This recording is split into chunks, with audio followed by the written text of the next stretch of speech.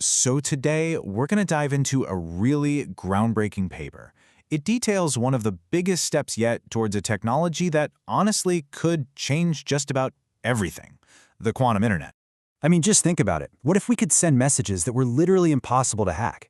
Or what if we could link up quantum computers all over the world? Or build sensors with a precision we can barely even imagine?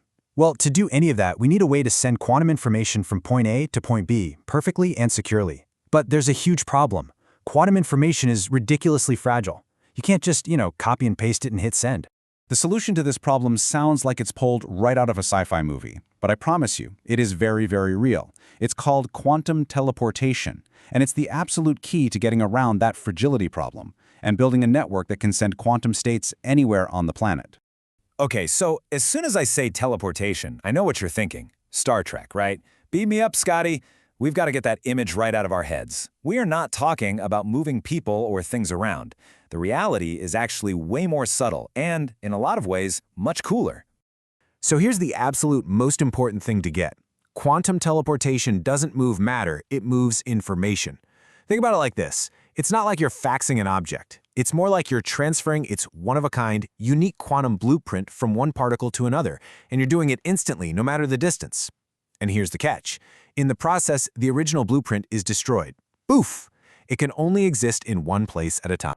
Now, to pull this amazing trick off, you need two key ingredients. The first one is the message itself. In the quantum world, that message is carried by something called a qubit. A qubit is basically the quantum version of a regular computer bit, but instead of just being a 0 or a 1, it can be in this weird, fuzzy state of being both a 0 and a 1 at the exact same time. This is the super precious info we're trying to teleport. The second ingredient is the communication channel. And okay, this is where your brain might start to hurt a little. It's a phenomenon called entanglement. Just try to imagine two particles that are linked together so deeply that they basically act like a single object. Whatever you do to one of them is instantly, and I mean instantly, felt by the other one, even if they're on opposite sides of the galaxy. This entangled pair is what creates the magical channel for our teleportation. All right, so how does this whole thing actually work in practice? Let's walk through it. We've got our three players. Alice, who wants to send a message, Bob, who wants to receive it, and a middleman station we'll call Charlie. So step 1, Alice has her qubit, the secret message. Meanwhile, over in step 2, Bob creates a pair of these entangled photons. He keeps one, and as you see in step 3, he sends the other one over to Charlie.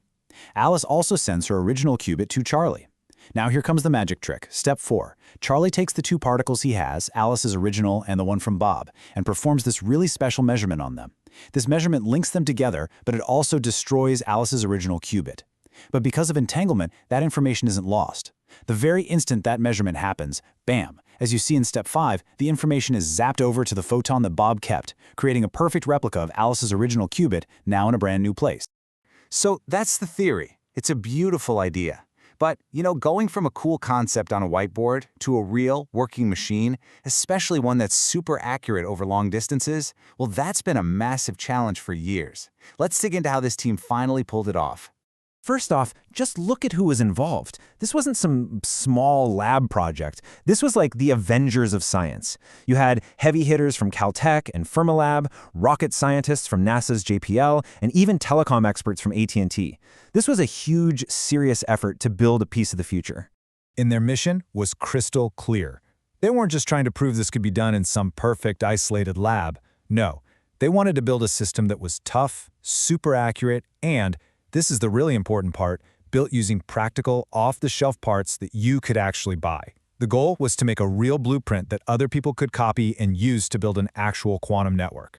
So after years of work building these systems at two different places, one at Caltech and one at Fermilab, they were finally ready for the big test. And the results? Wow. They were just spectacular.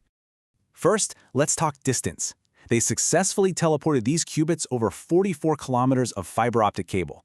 Now that's not just across a lab bench, that's a real-world, city-sized distance. It proves this tech can work with the kind of infrastructure we already have. Second, and maybe even more important, was the accuracy, or what scientists call fidelity. They got an average fidelity of over 90%. Basically, that's a measure of how perfect the teleported copy was compared to the original. In the quantum world, where everything is trying to mess up your data, hitting over 90% is just a massive, massive achievement. And this graph right here is the smoking gun. See that dashed line? That line represents the absolute best that any normal classical system could ever hope to achieve. It's a hard physical limit. Now look at the blue bars. Those are the team's actual results. They're not just a little bit higher, they're smashing that classical limit. This is the proof that what they did was truly fundamentally quantum. Okay, so 90-something% is incredible. But you might be thinking, why wasn't it 100%? And that's a great question. Actually, understanding the errors is what makes this research so solid. It turns out the biggest reason for any error is something called photon distinguishability. For the magic trick to work perfectly, the photon from Alice and the entangled photon from Bob have to be perfect, identical twins. But if there's even the tiniest little difference between them, in their timing, their color, anything, it makes the teleportation a little less perfect. It lowers the fidelity. And this graph is just beautiful because it shows how well the team understood what was going on. The blue dots are their real experimental data.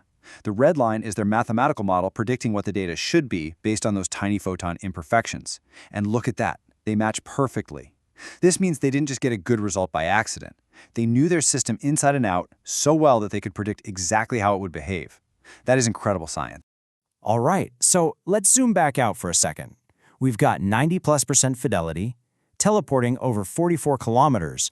What does this all mean? Why is this such a huge deal? Well, you don't have to take my word for it. The researchers themselves put it perfectly in their paper. They said that their work provides a realistic foundation for a high-fidelity quantum internet with practical devices. They've shown it's not just a science experiment anymore. And this isn't some pie-in-the-sky dream for 50 years from now. This experiment is a direct, working blueprint for the next generation of quantum networks that are being planned right now, like the big project to connect all the U.S. national labs. This paper basically shows them how to do it and how to do it well. So this was way more than just another lab test. By making high-fidelity teleportation work over a real distance with real-world hardware, this team has given us a scalable, viable blueprint for the quantum internet. They've laid down a critical piece of the foundation. The only question left is, what are we going to build on top of it?